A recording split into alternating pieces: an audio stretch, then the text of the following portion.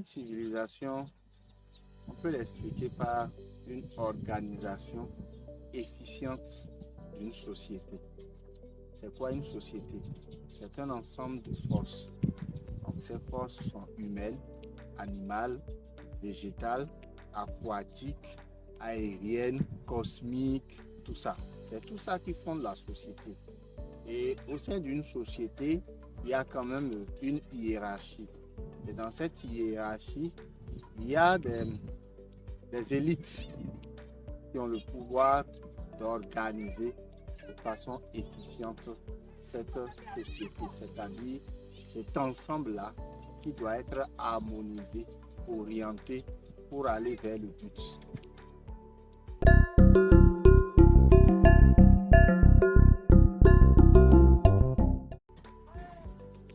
Son importance dans la vie de tous les jours, déjà, la civilisation nous laisse des repères. Lorsque nous naissons au sein d'une organisation, au sein d'une société, nous finissons par adopter des comportements. Nous obéissons à des règles. Nous mangeons des choses, nous ne mangeons pas d'autres. Nous obéissons à des principes que nous n'avons pas établis. C'est ça l'utilité déjà d'une civilisation, c'est de permettre à ceux qui viennent derrière d'avoir déjà des bases solides pour pouvoir mieux s'orienter vers le but.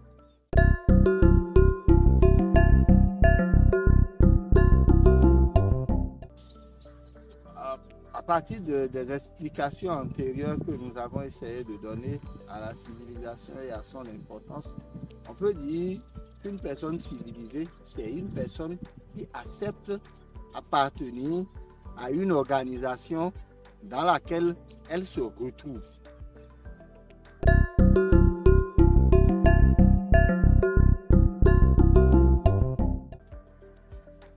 Une civilisation ne se bâtit pas du jour au lendemain.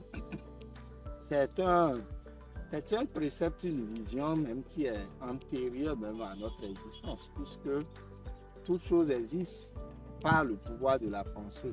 Donc tout ce qui a été matérialisé a d'abord été pensé.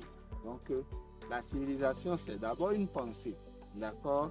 Et au fil des années, cette pensée va se matérialiser. Donc forcément, dans sa matérialisation, c'est les premiers précurseurs qui vont jeter les bases. Le but, c'est d'hériter d'un programme qui existe déjà, de puiser de ce programme en nous adaptant aux défis de la génération actuelle pour pouvoir préparer le futur. Parce que la vision de la civilisation, c'est toujours le futur. Comment faire pour que le futur ne nous surprenne pas? Donc, une civilisation va reposer sur l'anticipation, comprendre le monde, l'étudier convenablement pour savoir comment il est fait, comment il évolue, pour que les années qui vont venir, on soit nous déjà en avance sur ces années pour comprendre les défis qui vont être les nôtres et mieux les adapter. Je vais m'expliquer un peu tout simplement. Quand on prend le Bénin par exemple, d'accord, aujourd'hui nous sommes confrontés à des défis de pollution environnementale, écologique. Nous avons les sachets plastiques qui circulent un peu partout et on a de plus du mal à nous en débarrasser, d'accord? Nous avons l'environnement qui est de plus en plus pollué. Nous avons aujourd'hui une agriculture qui est quand même portée vers l'utilisation de produits dont nous ne maîtrisons pas les provenances réelles et qui posent un problème même par rapport à la prévention de notre santé, ne serait-ce qu'alimentaire, sur véritablement ce que nous mangeons. Or, quand on veut bien regarder dans le futur, on voit que le Bénin n'avait pas été confronté dans le passé à des problèmes de gestion de déchets plastiques, tout simplement parce que nos ancêtres, dans leur perception, n'en voulaient pas. Parce que s'ils en avaient voulu, ils l'auraient adopté. Ils ont préféré fabriquer des paniers en matériaux naturels qui peuvent se détériorer, tisser le raffia, avoir des paniers pour pouvoir transporter leurs denrées alimentaires. Ça veut dire que dans la composition, dans le projet civilisationnel qui était le leur, ils avaient déjà à cœur la sauvegarde de l'environnement. Vous voyez? Donc c'est ça ce que c'est qu'une civilisation.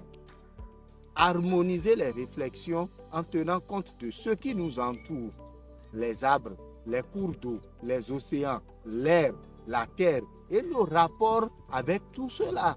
Parce que c'est ensemble avec tout ça qu'on construit une civilisation d'avenir. Aujourd'hui, nous avons chaud, nous avons des problèmes de plus en plus de pollution écologique, de pollution environnementale. Et ça, forcément, va engendrer des maladies, ça, forcément, va engendrer des problèmes que nous devons régler en ne perdant pas de vue qu'à chaque fois, notre démographie s'accroît. Notre population augmente de façon exponentielle. Donc, nous faisons face à des problèmes de plus en plus récurrents et nous n'intégrons pas les solutions. Nous n'intégrons pas les solutions parce que le projet civilisationnel, puisqu'on dit que c'est au bout de l'ancienne corde, on tisse la nouvelle. Le projet civilisationnel qui était le nôtre, nous lui avons tourné tout. Nous avions une vision ancestrale qui repose sur la connaissance de nos essences. C'est sur ça qu'on bâtit un projet civilisationnel. La connaissance de nos essences. Qu'est-ce que nous sommes? Nous sommes les fans en vie. Nous sommes les fans en vie. Donc, nous sommes des apprentis de la paix, puisque le phare, c'est la paix. Nous sommes des apprentis de la paix. Donc, les apprentis de la paix doivent apprendre à vivre en harmonie et fédérer des valeurs autour de l'éthique et du vivre ensemble. C'est pour ça que notre société reposait sur des échanges de compétences et non sur des échanges commerciaux. D'échanges de compétences, d'échanges de valeurs, d'apport en amour, en communauté et qui nous permettait de travailler les champs, de produire de la nourriture, d'élever les animaux sans avoir besoin de l'argent. Parce que tout le monde était disponible l'un pour l'autre. C'est ça notre civilisation à nous. Une civilisation qui repose sur des valeurs humaines. C'est pour ça qu'il faut quand même pouvoir reconnaître qu'il y a des gens ici au Bénin qui ont dit qu'il y a de richesse que d'hommes. C'est vrai. Nous, notre civilisation repose sur la richesse des hommes. Parce que chaque entité humaine que vous croisez est un réservoir de trésors. Parce qu'il emmagasine des connaissances qui peuvent vous être bien plus utiles que la monnaie.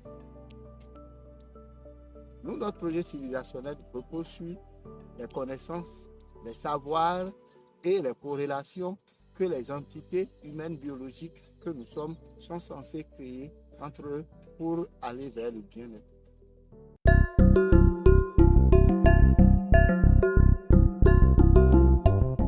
Lorsqu'on parle de projet civilisationnel, c'est un projet, d'accord? Et un projet, c'est une vision, d'accord? Mais ce n'est pas une vision qui naît du néant.